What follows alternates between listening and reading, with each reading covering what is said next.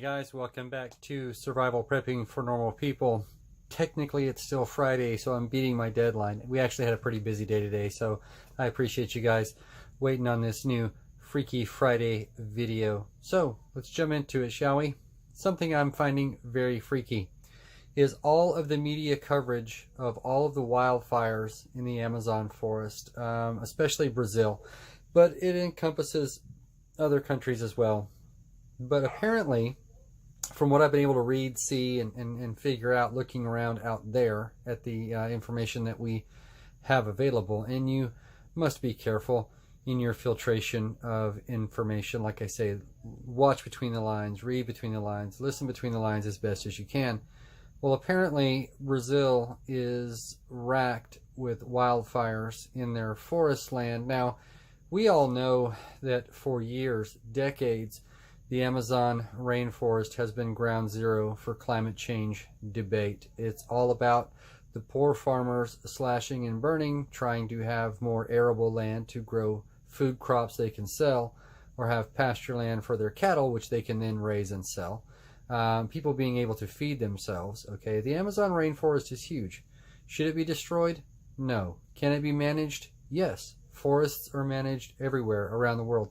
There's actually more forest land in North America now, forested by mature trees, than there was in 1776. It's a fact. You can look it up, okay? A lot of it is owned by timber companies and other things, but the trees are there, okay? They are full-growth, adult, mature trees. Now, is it the original forest that was there when the Native Americans were running around living in their utopia?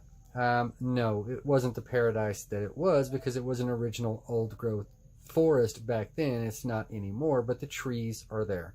The plants take in the carbon and spit out oxygen, and we breathe it. Okay, the Earth's atmosphere is like 20% oxygen, and the rest is nitrogen and helium and argon and all kinds of other interesting things. A little bit of carbon in there.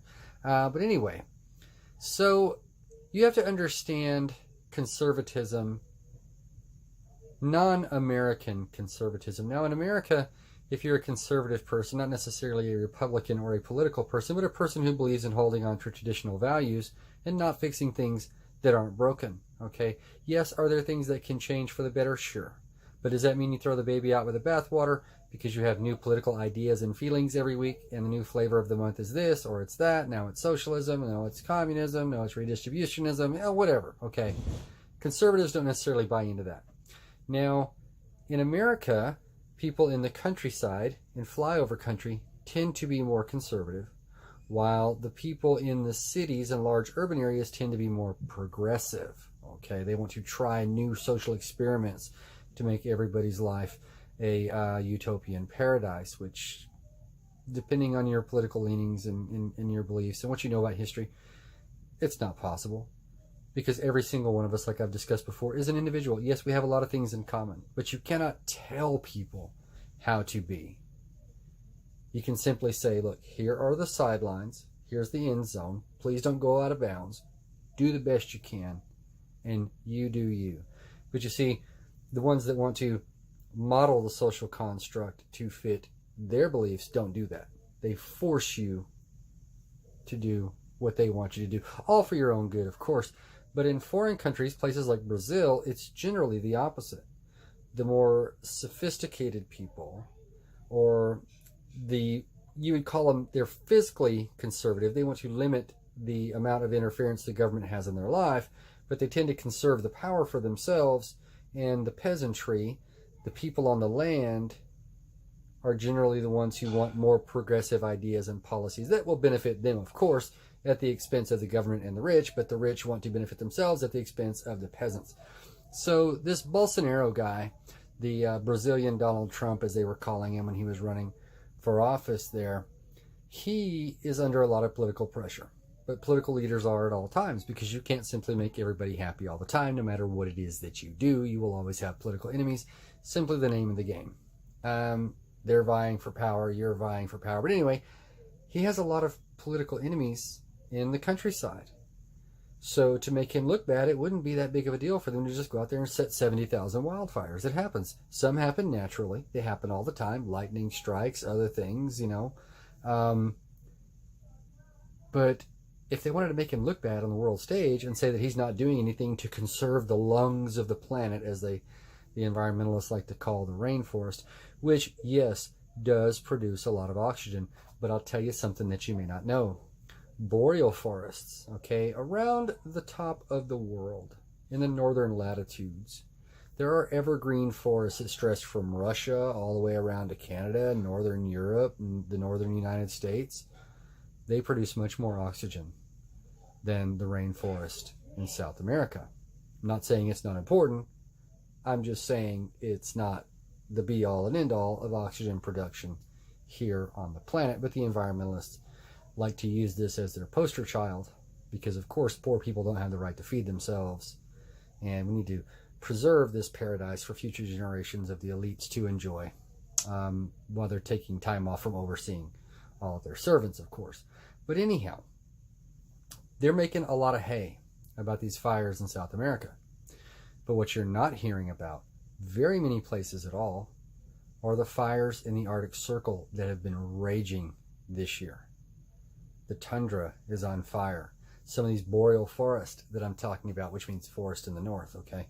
These things are on fire. There are more fires, okay, around. If you could draw like a ring around the top of the earth, it'd be like a crown of fire.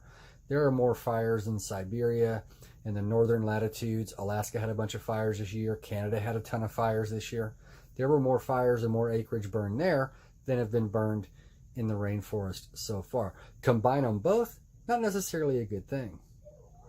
But I think the reason it's happening is the same. It's political and it's economic. Okay, if a bunch of pissed off progressives that live on the land that think the government treats them unfairly and they want to make the guy in charge look bad and get world attention, go out in your backyard, light a fire.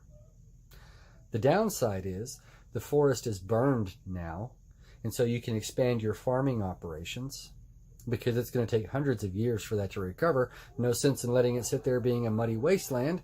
Might as well plant some crops and throw some cows out there. Why not? So there really is no downside for those that are lighting the fires in South America. The same thing in this crown of fire in the northern latitudes all around the earth and northern hemisphere. These areas that are burning, you see, they're kind of swampy and nasty and brushy and overgrown and hard to penetrate and hard to get into. A lot of oil reserves there. A lot of resources there. A lot of natural gas reserves there that haven't been tapped. And the Russians, you know, they're all about the oil these days. They would love to get their hands on that. And all the trees and all the underbrush and everything else burned down. It's going to be a whole lot easier to get our trucks in there as soon as the ground hardens up this winter. Imagine that. But a lot of damage and destruction is taking place. Okay. I don't believe in giving the earth a hug, but I do believe in being good stewards of the resources that we find ourselves in control of. People are important. The land is important. Trees and the environment and the planet, they're all important. But we're fooling ourselves if we think we can destroy this thing. It does heal itself over time. And everything in nature, according to the grand plan, always finds a way to balance itself out. If the human population gets too huge and we can't feed ourselves and we're constantly at war over resources and we begin to starve and die of diseases through mass pandemics and other things, that's nature, this intricate machine which was set in motion and created to do what it does, taking care of business. We would naturally thin ourselves out, as it was designed to be, because we were instructed to be good stewards over that which we were given dominion. And if we are not, we suffer the consequences. But here's where it gets freaky. I'm not a global warming guy. I never have been. I was never convinced by consensus science. You know, Margaret Thatcher one time said that consensus is just a lack of leadership. If everybody sits around and says, hey, you know, Bob had a good idea, let's all agree with that. That's a consensus. Not challenging the validity of Bob's idea and saying, hey, Bob, why don't you show me proof of what you speak. And then you lead people in another direction. That might be leadership. Leadership is tough. We've talked about it. I never bought into the consensus science, because if you look at the Earth's climate, and they're figuring this out now after years and years of drilling ice cores and other things, there have been times in the past, the recent geological past, where the Earth was much warmer, where there was much more carbon in the atmosphere. But there were no Suburbans or any other SUVs or factories or people burning vast tracts of South American forest that caused it to happen. It happened naturally. And it corrected itself through cycles over time, as it's meant to do. But we've talked about how they want to exploit every opportunity to gain more control over us. So let's say the grand solar minimum turns out it's a real thing, and there have been lots of little mini ice ages. Earth technically is a cold planet. If you are studying planetary ecosystems, the Earth is a cold planet. There have been times in the distant past when the Earth was entirely frozen over, a giant snowball. And then the volcanoes started to erupt and things heated up and it melted, and then we got these big oceans, and it goes through warming cycles and it goes through cooling cycles. Many, many significant historical human events have all revolved around warming and cooling cycles. It's very easy to chart. It's very easy to plot. When people get hungry, they get angry. When they get angry, they fight. What are they fighting for? Resources, because they don't want to be the ones who die out. When things are good and the Earth is a nice, warm, lush paradise, everybody gets along because everybody's fat and happy. It goes through cycles. History's done this. So let's say the grand solar minimum, which people are really starting to pay attention to, these cooling cycles. The sun gets less active, which the sun controls 90%. It's the thermostat of our planet. It controls 90% of what happens in the climate. If it decides to chill out, literally, and go into a dormant stage, things get cooler here. And then we're more susceptible to incoming cosmic rays because the Earth's magnetic field is not as strong in reaction to the solar winds. The Earth puts up its shields. Other stuff can't get in and affect us. You know, cosmic rays hit the Earth all the time. Something happens interestingly when a cosmic ray comes into the atmosphere. It messes with the evaporative cycle and it causes more clouds. What happens when there are more clouds? It rains. And it snows a lot. Getting a lot of snow in Australia this year. But of course we were told 20 years ago that snow would be a thing of the past, that our children would never see it. But here is the freaky part. Let me get back to that. Let's say this whole thing is real and they know it. It may not be coincidental that millions and millions of people from equatorial regions, where if the Earth begins to cool, it's going to stay warmer at the equator relative to the rest of the planet. And it's going to rain there more. You know, the Sahara Desert used to be a rainforest. Okay, there's actual geological evidence to prove this. And the climate cycles changed and it became a desert. What if it became a rainforest again? What if those powers that be know that a good plan is to take all these poor people on this really crappy land and move them into Europe and North America and other places that seem like paradise to them, because in a few generations those places are going to be colder than shit, and the smart money is going to be buying up all the cheap land next to the equator. Might make sense just to go ahead and burn all that rainforest out of your way so you can produce food for yourself and your chosen few to survive. Just saying. Something I've been thinking about. Kind of freaky. So I want to ask you, what have you done today to get ready?